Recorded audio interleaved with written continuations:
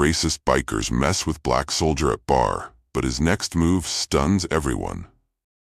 The faint glow of neon signs flickered against the darkening sky as 35-year-old Marcus pulled his dusty Ford F-150 into the gravel parking lot of Rusty's Tap Room, a modest bar just off Highway 74 in North Carolina.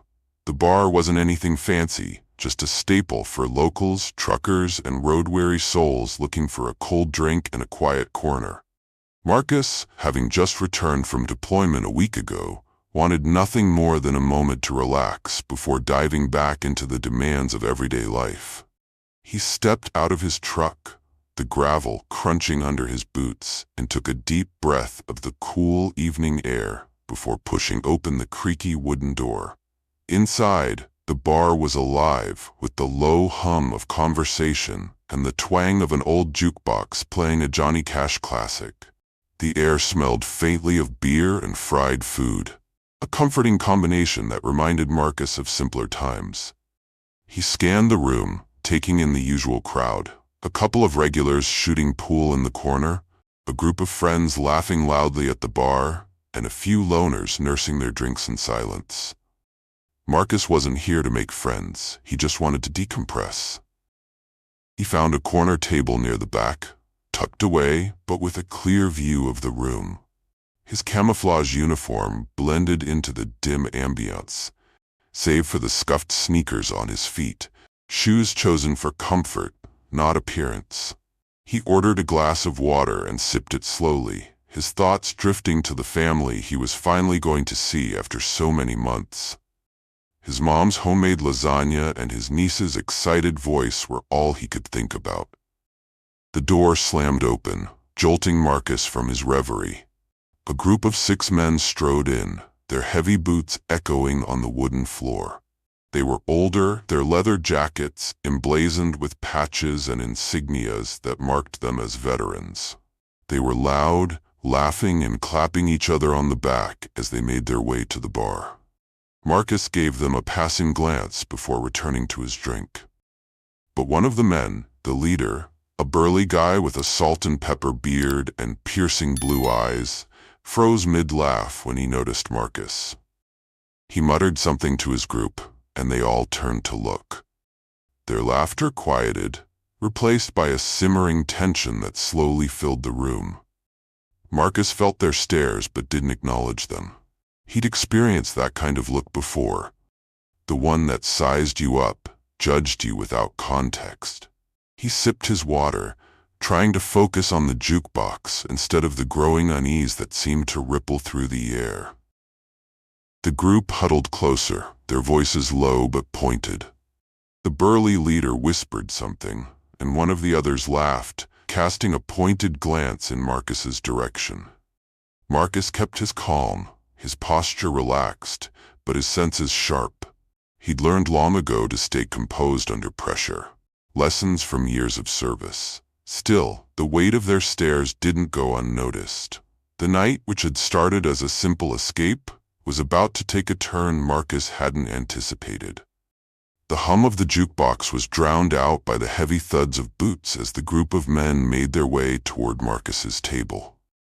The leader, the burly man with the salt and pepper beard, was at the front, his eyes locked on Marcus like a hawk sizing up its prey. Marcus felt the shift in energy even before they reached him. The room, once filled with casual chatter, grew noticeably quieter. The bartender paused mid-pour, and the regulars glanced at the group with wary eyes. Marcus set his glass down and leaned back slightly, his calm demeanor masking the alertness that had settled into his muscles. "Hey," the leader barked, stopping just a few feet from Marcus. His voice was rough, gravelly, and laced with disdain. "Nice uniform you got there. Where'd you get it? A Halloween store?" The men behind him chuckled, their laughter thick with mockery. Marcus looked up, his expression steady. He'd heard worse, much worse. "It's mine," he replied evenly. "Earned it." The leader raised an eyebrow, feigning surprise. "Earned it, huh?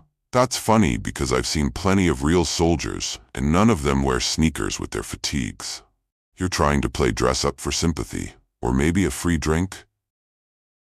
Marcus's jaw tightened slightly, but his voice remained level. I don't need sympathy or free drinks. I'm just here to enjoy my evening.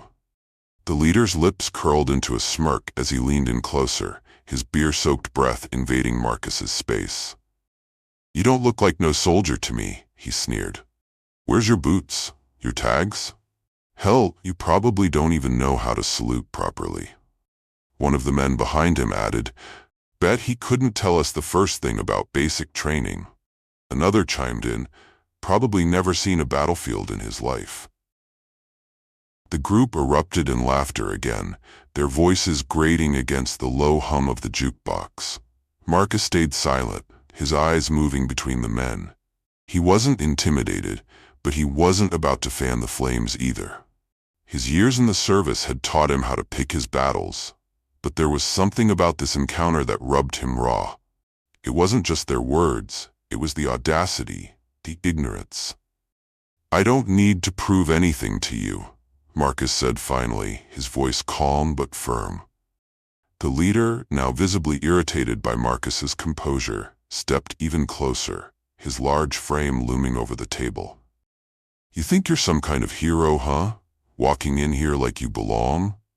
I don't think you do. The room seemed to hold its breath. Marcus met the man's gaze, unflinching. I've served 3 tours overseas, he said, his voice steady but carrying an edge. And I don't need your approval to belong anywhere. The laughter stopped for a moment. The leader hesitated, his bravado faltering under the weight of Marcus's words. But pride wouldn't let him back down. Instead, he scoffed. Yeah, prove it. Show us your tags, otherwise you're nothing but a liar. Marcus's eyes flicked to the others in the group, noting their uneasy glances. They weren't as sure about their leader's accusations now, but none of them dared to speak up. He exhaled slowly, resisting the urge to escalate. I don't owe you proof, he said. But if you think starting something here is a good idea, I'd suggest you think again. The tension in the room was palpable. The bartender's hand hovered near the phone, ready to call for help. The other patrons shifted in their seats, their eyes darting between Marcus and the group. And yet, the leader didn't move. Instead, his smirk returned, sharper and meaner than before. You've got a smart mouth, he said, his voice low and threatening. Let's see if it's as quick as your fists. The moment hung in the air, stretched tight like a wire ready to snap. The leader's smirk curled deeper as he lunged forward, his hand reaching for Marcus's collar. His movement was clumsy, driven more by bravado than skill, but it was enough to set everything in motion. Marcus didn't think. He reacted. Years of training kicked in, and with a swift, precise movement, he sidestepped the grab, catching the man's wrist in midair. In one fluid motion, Marcus twisted the arm behind the man's back and used his weight to push him forward, pinning him face first against the edge of the table. The leader let out a strangled yelp of pain, his bravado evaporating in an instant. The bar erupted in gasps and murmurs as the remaining bikers froze, their wide-eyed stares fixed on their immobilized leader. For a moment, no one moved. Marcus's voice cut through the stunned silence, low and controlled, but carrying an unmistakable authority. I told you to think twice before starting something, he said, leaning in slightly, his grip firm but not excessive. You don't know who you're messing with. The leader struggled against Marcus's hold, but it was no use. The soldier's calm efficiency left no room for error or escape. From across the room, one of the bikers took a hesitant step forward, his hands raised in a half-hearted attempt to intervene. Hey man, he stammered, let him go. He didn't mean nothing by it. Marcus glanced up, his eyes locking onto the man. He came at me. You saw it, he said, his voice steady, unshaken by the chaos around him. If you want him free, tell him to calm down first. The bartender, who had been silently watching with the phone in hand, finally spoke up. Maybe it's time for you all to leave before this gets worse. But the leader, Hank, as one of his buddies called him, wasn't ready to back down completely. Even with his arm twisted and his face pressed to the table, he snarled through gritted teeth. "Call the cops. This guy just assaulted me. He's wearing a fake uniform, and I want him arrested." Marcus released him with a controlled shove. And Hank stumbled forward, clutching his arm as he turned to glare at the soldier. "You'll pay for this," he growled, his tone dripping with malice. The rest of the bikers rallied behind him, emboldened by the perceived slight against their leader. One of them pulled out a phone, dialing 911 with shaking hands. "Yeah, we've got a guy here impersonating a soldier," he said, his voice loud enough for everyone in the bar to hear. "And he just assaulted my friend." Marcus stood still, his expression calm, but his mind racing. He knew how this looked, knew how quickly things could spiral out of control. But he also knew he hadn't done anything wrong. His years of service, his sacrifices, everything he stood for, would all hold up against their baseless accusations. He just had to stay calm. The bar was alive with murmurs now, patrons whispering among themselves and casting sidelong glances at Marcus. Some of them looked uneasy, while others seemed quietly impressed by how effortlessly he'd handled the situation. But no one stepped forward to challenge what had happened. Outside, the sound of approaching sirens cut through the tense air. Red and blue lights flashed against the bar's windows, casting shifting shadows across the room. The police had arrived. The doors swung open, and two officers stepped into the bar. One was a broad-shouldered man with a close-cropped haircut, his expression unreadable behind mirrored sunglasses.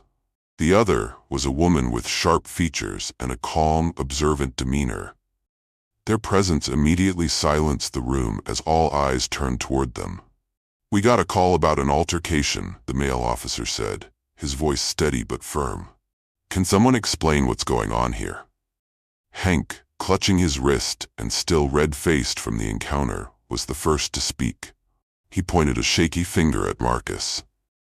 "That guy assaulted me, and he's impersonating a soldier. Look at him.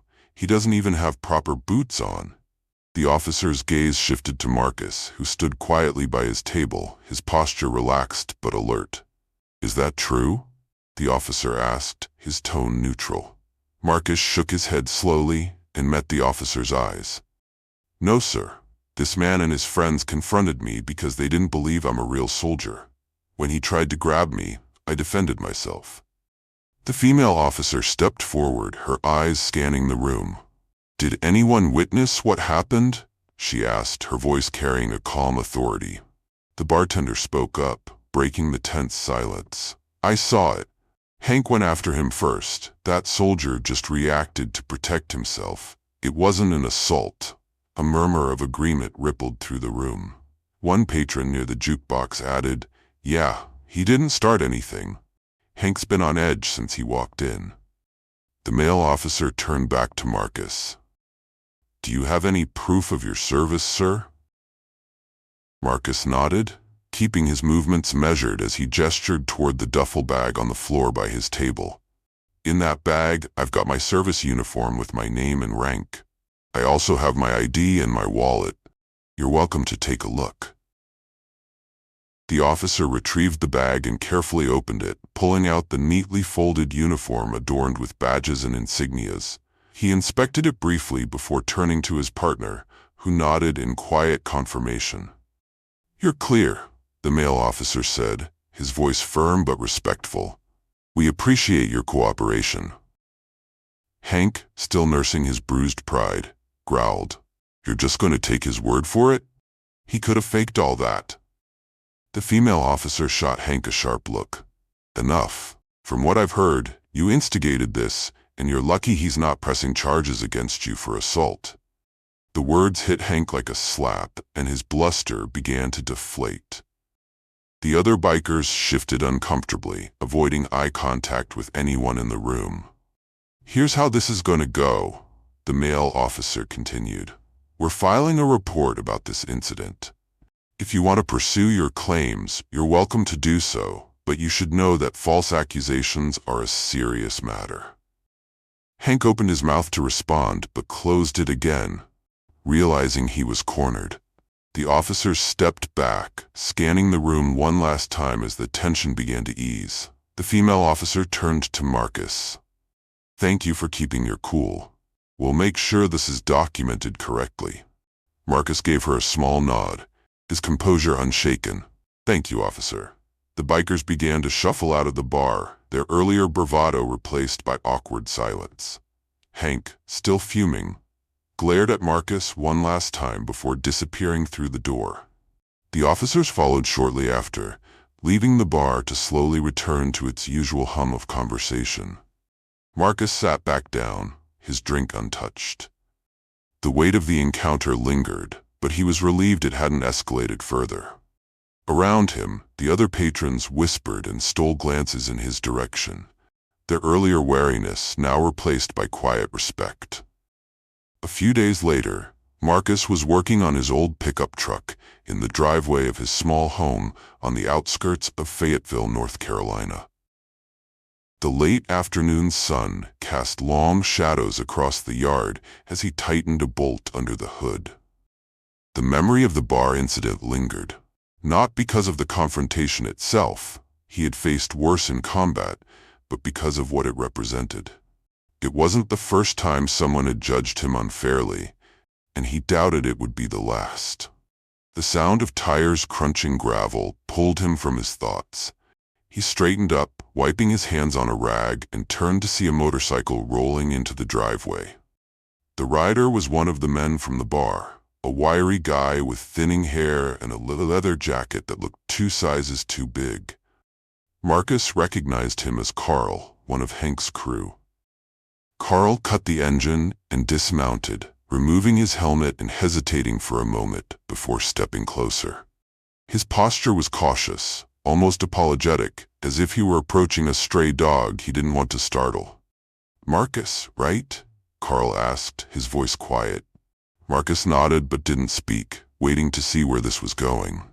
Carl cleared his throat and stuffed his hands into his jacket pockets. "I wanted to come by and say I'm sorry for what happened at the bar." Marcus raised an eyebrow, surprised but not entirely convinced. "You were part of it," he said evenly. Carl nodded, his face flushing with guilt. "I know. I didn't stop it, and I should have. Hank, he's got a way of riling people up, and I went along with it. But that doesn't make it right. I've been thinking about it ever since, and I just wanted to tell you that." Marcus studied Carl for a moment. The man's discomfort was evident, but so was his sincerity. "Why now?" Marcus asked, his tone steady. Carl shrugged, looking down at his boots. "Because it's the right thing to do, and because, well, seeing you handle yourself the way you did, it made me realize how wrong we were. You didn't deserve any of that." For a long moment, Marcus said nothing. Then he sighed and leaned against the truck, crossing his arms. "What do you want from me, Carl?" "Forgiveness," Carl said, looking up, his eyes earnest. "Maybe, but more than that, I want to be better. I've seen a lot of hate in my life, and I don't want to add to it anymore. What we did was wrong, and I need to own up to it." Marcus's expression softened slightly. He had heard apologies before, some genuine, some hollow. This one felt different, not because of the words, but because of the effort it took for Carl to show up at all. "I appreciate you coming here," Marcus said finally. "It doesn't erase what happened, but it's a start." Carl nodded, relief washing over his face. "Thanks, man. I mean it." As Carl mounted his bike and started the engine, Marcus watched him go, feeling a strange mix of emotions. The incident at the bar had been an ugly reminder of the prejudice he still faced. But Carl's apology was a glimmer of hope, a small but meaningful step toward understanding. Marcus turned back to his truck, wiping his hands again as he reflected on what had unfolded over the past few days. He knew the fight against ignorance wasn't over, but he also knew he wasn't alone in it. The choices he made, the way he carried himself, could shift perspectives, one person at a time.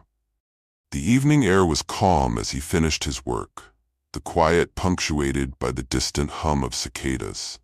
Marcus felt a sense of resolve, not just to keep moving forward, but to face the world with the same strength and integrity that had carried him through his service. Sometimes the battles weren't fought overseas. Sometimes they were fought right here, in bars, in homes, in hearts. And as far as Marcus was concerned, those battles mattered just as much.